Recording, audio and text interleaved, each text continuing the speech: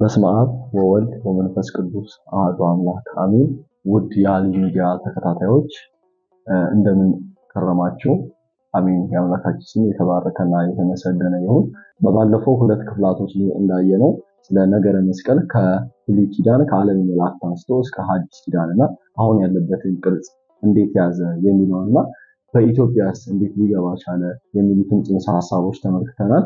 ዛሬ በሚኖረን ቆይታ ደግሞ በጥያቄያችሁ መሰረት ስለ ወጣቶች ህይወት የወጣቶች ህይወት ምን ይመስላል የሚለውን በተከታታይ ክፍሎች እናያለን ማለት ነው።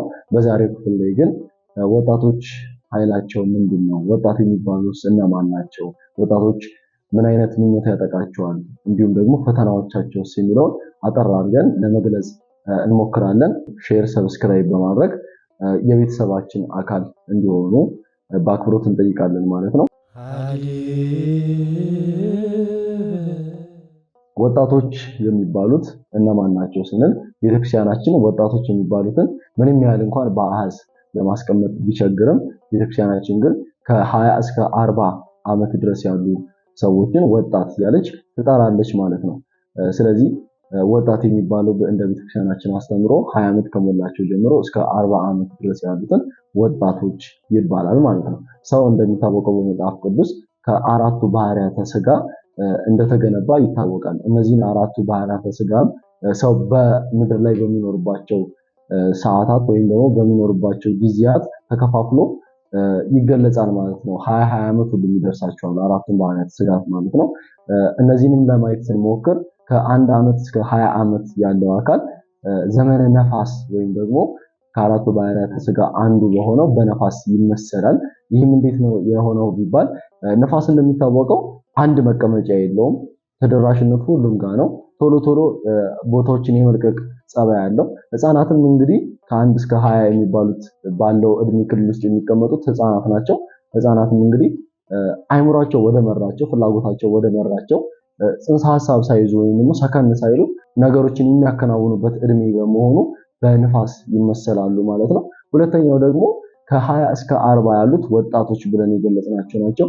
እነዚህ ደግሞ በእሳት ይመሰላሉ። ዘመነ እሳትም ይባላል ወይም ደግሞ ፋየር ኤጅ እያልን በተለምዶ የምንጠራው ማለት ነው።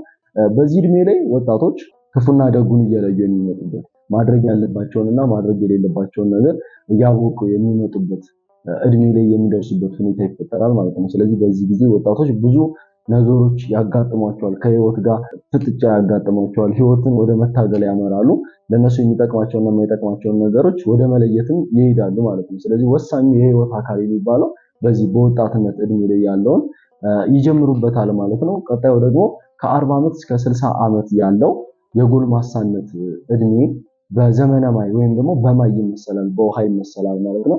ይህ የሆነበት ምክንያት ደግሞ እየተረጋጉ የሚመጡበት ሁኔታ ስላለ ነው። መጀመሪያ በነፋስነት የነበሩት ወጣቶች ወደ እሳት ሲቀየሩ ማድረግ ያለባቸውና የሌለባቸውን ነገሮች እያወቁ ይመጣሉ። ወደ ማይ ሲቀየሩ ደግሞ የተረጋጉ ሆነው ህይወታቸውን መምራት ይጀምራሉ ማለት ነው። ያገቡም ከሆኑ ትዳራቸውን በስነ ስርዓት መምራት ይጀምራሉ። ያላገቡም ከሆኑ ደግሞ የተለያዩ ሐሳቦችን እርጋታ ባለው መልክ በሰከነ መንፈስ እየተያዩ የሚያደርጉበት ሁኔታ ይፈጠራል ማለት ነው። ስለዚህ በዘመነ ማይ ወይም ደግሞ የነበረው እሳትነት ባህሪ እየጠፋ በውሃ እየተከለሰ አስተዋይነታቸው እየጎላ የሚመጣበት እድሜ ላይ ይደርሳሉ ማለት ነው። አራተኛውና የመጨረሻው ደግሞ ከ60 እስከ 80 ወይም ደግሞ ከ80 በላይ ያለውን እድሜ ይይዝናል። እንግዲህ ልበ አምላክ የተባለው ዳዊት በመዝሙር 89 ምዕራፍ 10 ላይ እንደጠቀሰው ሰው ቢበዛ እድሜው 70 ከዛም አለፈ ከተባለ ደግሞ 80 እንደሚደርስ ይናገራል። ሊቆይም ይችላል። ነገር ግን እንደ እግዚአብሔር ፈቃድ ሆኖ ከዛም በላይ ሊቆይ ይችላል ማለት ነው። መጽሐፍ ቅዱስ እነዚህ እድሜዎችን ከ60 በላይ ያሉትን በአረጋውያን ይመስላቸዋል ወይም ደግሞ በዘመነ መሬትም ይመሰላል ማለት ነው። ከአራቱ ባህሪያተ ሥጋ አንዱ በሆነው በመሬት ወይም በአፈር ይመሰላል ማለት ነው። ይህ የሆነበት ምክንያት አንድ ሰው ልበ አምላክ ቅዱስ ዳዊት እንደተናገረው ከ60 ወይም ከ70 ዓመት ከ80 ዓመት በላይ ሲኖር ትርፍ እድሜ እንደሚኖር ነው ማለት ነው። ወይም ደግሞ እየደከመ እንደሚመጣና ስጋውም እየዛለ ከአገልግሎቶችም እየራቀ እንደሚመጣና ሞቱን የሚጠባበቅበት እድሜ ላይ እንደሚደርስ ይናገራል ማለት ነው። ይህም ስለሆነ በመሬት ተመስሏል። ሰው አፈር ነህና ወደ አፈር ትመለሳለህ ባለው ቃሉ መሰረት ከሞተ በኋላ ወደ አፈር ስለሚሄድ በእነዚህ እድሜዎች ውስጥ ሞቱን የሚጠባበቅበት ሁኔታ ስላለ ይህንን በዘመነ መሬት ወይም ደግሞ በዘመነ አፈር ተመስሎ ቤተክርስቲያናችን ታስተምረናለች ማለት ነው። እንግዲህ እነዚህ እድሜዎች ተከፋፍለው 20 ተከፋፍለው ለአራቱ ቢሰጡም ግን አንደኛው ዘመን በአንደኛው ውስጥ ሊታይ ይችላል። ለምሳሌ በዘመነ ነፋስ ውስጥ ዘመነ እሳት ሊያጋጥም ይችላል። በዘመነ እሳት ውስጥ ዘመነ ማይ ሊያጋጥም ይችላል። እንዲሁም ደግሞ በዘመነ እሳት ውስጥ ዘመነ አረጋዊ ሊያጋጥም ይችላል። ይህም እንዴት ነው ቢሎ አንድ ህፃን ገና በህፃንነቱ ክፉና ደጉን ለይቶ ሊያውቅ ይችላል። የትልቅ ሰውን ስራ ሊሰራ ይችላል። አስተዋይ ሊሆን ይችላል። ገና በልጅነቱ ትልቅ ደረጃ ላይ ሊደርስ ይችላል ማለት ነው።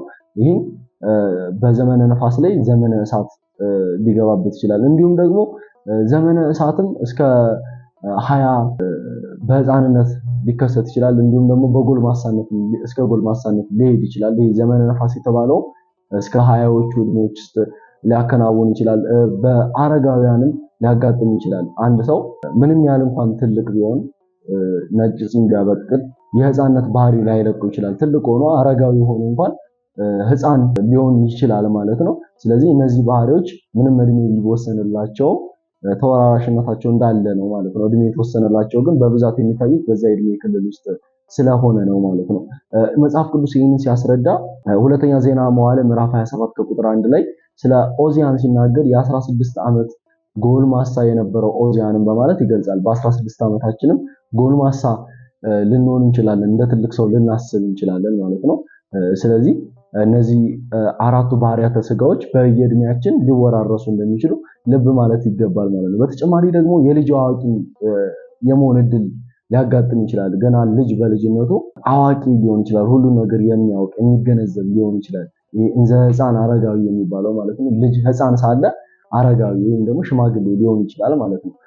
ይህም እንዴት ነው ቢሉ በብዛት በቤተክርስቲያናችን ውስጥ በሰንበት ትምህርት ቤት ውስጥ ያለፉ ወጣቶች፣ በአብነት ትምህርት ቤት ውስጥ ያለፉ ወጣቶች፣ ከቤተክርስቲያን የማይጠፉ ወጣቶች አስተዋይ የሆኑ ይላሉ። የቤተክርስቲያን ትምህርትን ስለሚማሩ አስተዋይ የሆኑ ይላሉ እና እነዚህ ገና በህፃንነታቸው እንደ ትልቅ ሰው ትምህርትን ስለተማሩ እንደ ትልቅ ሰው የሚያስቡበት ሁኔታ ይፈጠራል ማለት ነው። ስለዚህ የልጅ አዋቂ የሚለው ሊከሰት ይችላል። እንዲሁም ደግሞ የአዋቂ ልጅም ሊከሰት ይችላል። ሰው ትልቅ ሆኖ ምንም ያህል እንኳን ቢገዝፍና እድሜው ትልቅ ቢሆንም እንደ ህፃን ገና የህፃንነት እድሜው የማይለቀው የህፃንነት ባህሪው የማይለቀው ሰው ሊከሰትም ይችላል ማለት ነው። ስለዚህ ይህንንም ልብ ማለት ያስፈልጋል። በአጠቃላይ የወጣቶች እድሜ ወይም ደግሞ የሰው እድሜ የሚባለው በእነዚህ በአራቱ ባህሪያተ ስጋዎች ይህንን መልክ ይዞ ይገኛል ማለት ነው።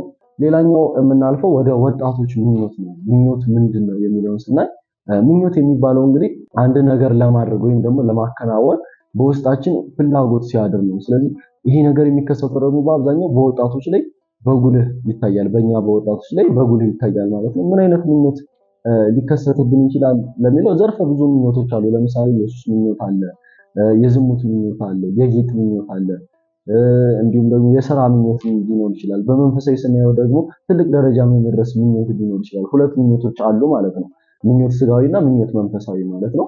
ምኞት መንፈሳዊ የሚለውን ስናየው በብዛት እነዚህ የሚያጋጥማቸው በቤተክርስቲያን ውስጥ ያደጉ ለቤተክርስቲያን ቅርብ የሆኑ አካላቶች ናቸው። ለምሳሌ ህፃናት በቤተክርስቲያን ውስጥ ከህፃንነታቸው ጀምሮ የሚያድጉ ከሆነ የሚያዩትን ነው የሚመኙት። ይህ ማለት ዲያቆናት ሲያገለግሉ ያሉ፣ ቄሶች ሲያገለግሉ ያሉ፣ እንዲሁም ጳጳሳት፣ ፓትርያርክ ያላቸውን አገልግሎት፣ ሊቃውንቶች በማህሌት ላይ ያላቸውን አገልግሎት ያሉ። ስለዚህ ሊመኙ የሚችሉት እነዛን አገልግሎቶች ነው።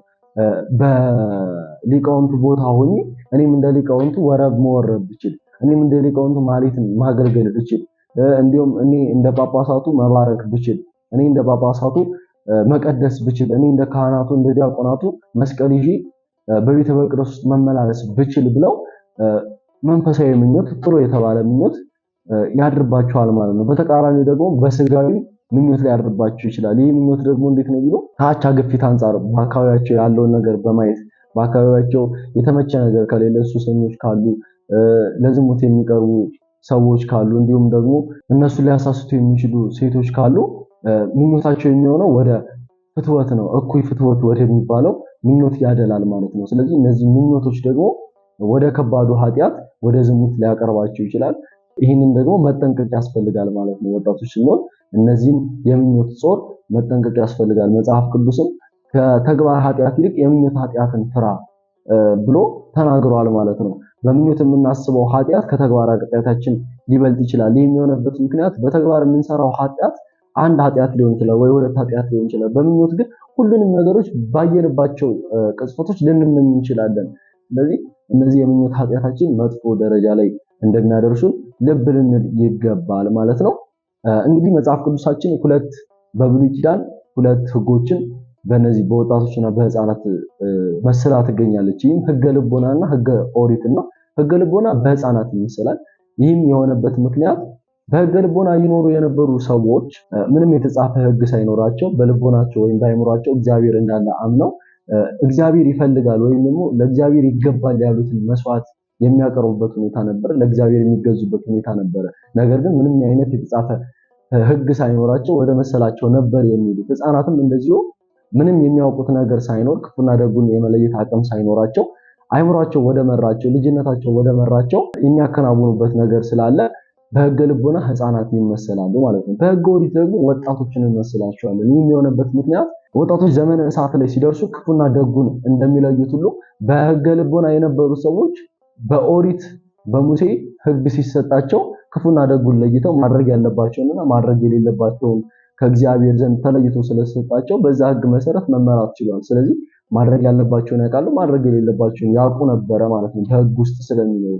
ስለዚህ ወጣቶችም አይምሯቸው እየበሰለ ሲል ማድረግ ያለባቸውን ለነሱ የሚጠቅማቸውንና ለነሱ የማይጠቅማቸውን እየለዩ ይሄዳሉ ማለት ነው። ስለዚህ ቤተክርስቲያናችን ህገ ልቦናን በህፃናት ህገ ኦሪትን ደግሞ በወጣቶች መስላ ትገኛለች ማለት ነው።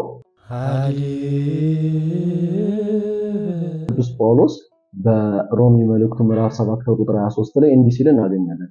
በብልቶቼ መካከል ያለው ህግ ወደ እርሱ ማረከኝ ተበረታታብኝ በማለት ይገልጻል። ይሄ ህግ ብሎ የገለጸው ምኞትን እንደሆነ ማስተዋል ያስፈልጋል ማለት ነው። ስለዚህ በብልቶቼ መካከል ያለው ምኞት ወይም ደግሞ ህግ ወደ እርሱ ማረከኝ ተበረታታብኝ እያለ የምኞት ክፋትን የምኞት ኃጢአት ምን ያህል ከሰውነት እንደሚያርቅ ምን ያህል ኃጢአታችን ደግሞ ምን ያህል እንደሚበዛ በመልእክቱ ላይ ጽፎ እናገኛለን ማለት ነው። እንዲሁም ደግሞ አባ ሕርያቆስ በጻፈው ስለ ድንግል ማርያም ስለገለጸው ስናይ አኮ ድንግል ወራዙት ስፉጣን ዘናዘዙኪ አላ መላእክተ ሰማይ ሐወጹኪ እያለ ይናገራል። ድንግሎይ የሚያታልሉ ወጣቶች የሚያረጋጉሽ አይደለሽም የመላእክት ሰማይ የጎበኙሽ እንጂ በማለት ወጣቶች ምን ያህል እንደሚታለሉ በዚህ በምኞት እንደሚታለሉ እንዲሁም ደግሞ እንደሚያታልሉ አባ ሕርያቆስ ገልጾ እናገኛለን ማለት ነው። ይህንንም ስናይ ወጣቶች የሚታለሉትም እነሱ ናቸው፣ የሚያታልሉትም እነሱ ናቸው። ይህ ማለት ወጣቶች በሰይጣን ይታለላሉ። ሰይጣን እነሱን አታሎ ወደ ዝሙት ይገፋፋቸዋል። አጉል ወደ ምኞት እንዲቀርቡ ያደርጋቸዋል። እንዲሁም ደግሞ በወጣቶች ላይ አድሮ ደግሞ ሌሎቹን አካላቶች በእነሱ ላይ አድሮ ይህንን ተግባር ሲፈጽም እናያለን ማለት ነው። ስለዚህ ድንግል ግን በሚያታልሉ ወጣቶች የተረጋጋሽ አይደለሽም፣ የመላእክት ሰማይ ወርደው ያመሰገኑሽ ነሽ ወይም ደግሞ የጎበኙሽ ነሽ እያለ አባ ሕርያቆስ ስለ ድንግል ማርያም ይህንን ይገልጻል ማለት ነው። በአጠቃላይ የምኞት ኃጢአት ምን ያህል ክፉ እንደሆነና ምን ያህል ደግሞ ራሳችንን እንደሚጎዳን እዚህ ላይ ልብ ልንልና ልንመለከት ይገባል ማለት ነው። ስለዚህ ኃጢአታችንን ከምኞት ኃጢአት መራቅ አለብን። ንስሐ ገብተን ምኞታችንን ወደ መንፈሳዊ ቀድሞ ወደ ነበሩት ወደ ሰንበት ትምህርት ቤት በመግባት ወደ አብነት ትምህርት ቤቶች ጎራ በማለት እንዲሁም ደግሞ አብዝቶ ወደ ቤተክርስቲያን በመሄድ መንፈሳዊ ምኞቶችን በአእምሯችን ላይ እንድናቀናብር መሆን አለበት ማለት ነው። ቀጣዩ ወደ ወጣቶች ፈተና እንተላለፍና ወጣቶች ምን አይነት ፈተና ያጋጥሟቸዋል፣ ምን አይነት ጾርስ ያድርባቸዋል ብለን ስናይ ቤተክርስቲያናችን እንግዲህ እንደ መንፈሳዊ እንደ ቤተክርስቲያን 5 የጾታ ምዕመናን አሉ ብላ ትናገራለች። እነዚህም 5 ጾታ ምዕመናን ይህ የራሳቸው የሆኑ ኃጢአቶች ወይም ደግሞ ፈተናዎች ያጋጥሟቸዋል። ከነዚህ ኃጢአቶችና የጾታ ምዕመናን መካከል ካህናትን መጥቀስ ይቻላል። የመጀመሪያዎቹ ካህናቶች ናቸው። ካህናቶች ምን አይነት ፈተና ያጋጥማቸዋል ስንል ትዕቢት ያጋጥማቸዋል። በቤተክርስቲያናችን አንድ እንደ አባባል ወይም ደግሞ እንደ ተረትና ምሳሌ የሚባል ነገር አለ። የቄስ ልጅ እግዚአብሔር አጎቱ ይመስሏል እንደሚባለው ማለት ነው። ካህናት እየቀረቡ ወደ ቤተ መቅደሱ እየቀረቡ በሚመጡበት ጊዜ አገልግሎቱ ከነሱ በታች እንደሆነ ይገነዘባሉ፣ ወይም ደግሞ በአገልግሎቱ ላይ የበላይ ስልጣን እንዳላቸው ይገነዘቡና ልባቸው በትዕቢት ይወድቃል ማለት ነው። ማድረግ ግዴታ መጀመሪያ ስርዓት ሆኖ ማድረግ የነበረባቸውን ነገር ያንን ነገር ወደ መተው ወይም ደግሞ ወደ ንቀት ወደ መናቅ ቢደረግም ባይደረግም ለውጥ እንደሌለው ወደ ማድረግ ወደ ትዕቢት ያመራቸዋል ማለት ነው። ስለዚህ ይህ በካህናት ላይ የሚከሰተው ከፍተኛ የሆነው ፈተና ትዕቢት ይባላል ማለት ነው። ቀጣዩ ደግሞ ጾታ ምዕመናን የሚባሉት መነኮሳት ናቸው። መነኮሳት ከሚያጋጥማቸው ትልቅ ፈተና ውስጥ ስስት ነው። መነኮሳት ለምን ይሰስታሉ ስንል መነኮሳት እንደሚታወቀው በገዳም ውስጥ ወይም ደግሞ ሰው ራቅ ባለበት አካባቢ ነው የሚኖሩት እና የሚያዘጋጁት ነገር ለራሳቸው የሚበቃቸውን ነገር ነው። ሰው ከውጭ ሲመጣባቸው ያቺን ነገር አሳልፈው ለመስጠት ስስት ውስጥ ይገባሉ ማለት ነው። ስለዚህ በመነኮሳት ላይ ይህን የመሰለ ፈተና ያጋጥማቸዋል ማለት ነው። ሶስተኛው ደግሞ አረጋውያን ናቸው። አረጋውያን ፍቅረ ነዋይ ወይም ደግሞ ገንዘብን መውደድ ፈተና ሆኖ ይመጣባቸዋል። አረጋውያን አርጅተው ሳለ ይሄ ገንዘብን መውደድ ቁጭ ብለው በገንዘብ የፈለጉትን ለማድረግ ምኞት ውስጥ ይገባሉ ማለት ነው። ስለዚህ በአረጋውያን ላይ ፍቅረ ነዋይ ደግሞ የገንዘብ ምኞት ያጋጥማቸዋል ማለት ነው። አራተኛው ወጣቶች፣ ወንድ ወጣቶች ወራዙት የተባሉት ናቸው። እነዚህ ወጣቶች በአብዛኛው የሚያጋጥማቸው ፈተና ዝሙት የተባለው ፈተና ነው። ዝሙት የተባለው ፈተና ለምን እንዴት ያጋጥማቸዋል ስንል ወጣቶች በወጣትነት እድሜያቸው ከቤት መውጣት ያዘወትራሉ። ወደ ውጭ ማለት ሴቶችን ወደ ማየት ያመራሉ። ስለዚህ በዚህ ጊዜ ሰይጣን ዲያብሎስ በእነሱ ላይ አድሮ የዝሙት መንፈሳቸውን እየቀሰቀሰ ወደ ዝሙት ይገፋፋቸዋል ማለት ነው። ከፍተኛ ፈተና የሚሆንባቸውም በወጣት ወንዶች ላይ ይህ ነው ማለት ነው። አምስተኛውና የመጨረሻው ጾታ ምዕመናን የሚባለው ደግሞ አንስት ናቸው ወይም ደግሞ ሴቶች ማለት ነው። በእነዚህ ሴቶች ላይ ደግሞ የምንዝር ጌጥ መውደድ፣ የሚያብለጨልጩ ነገሮችን መውደድ፣ በእነዚህም በቀላሉ መታለልን ያጋጥማቸዋል ማለት ነው። ምንዝር ጌጦችን በመመኘት የተባሉትን ወይም ደግሞ ያልፈለጉትን ነገር የማይሆን ነገር ኃጢአት ውስጥ ሊያስከትታቸው ወይም ደግሞ ሊያስከትታቸው ይችላል። ስለዚህ አንስቶች በምንዝር ጌጥ ከፍተኛ የምኞት ኃጢአት ወይም ደግሞ ፈተና ይደርስባቸዋል ማለት ነው።